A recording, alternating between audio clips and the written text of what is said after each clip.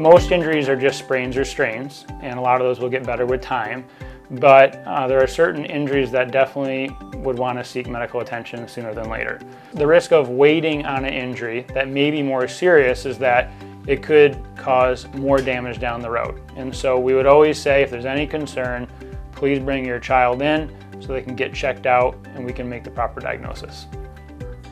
If a patient has sustained an activity-related injury or a sports-related injury, they should definitely seek care if they continue to have pain and swelling after 48 to 72 hours and they've already tried those basic treatment measures of rest, ice, compression, elevation. At that point, you want to make sure you get that addressed appropriately with any physician at Summit. One of the advantages of Summit Orthopedics is that I, as a sports medicine physician, have direct contact with my physical therapist. And that's a great advantage for a patient because I work closely with the physical therapist. And our goals are the same, to get that patient back to their activity, their sport, whatever it may be, as soon as possible and as safely as possible.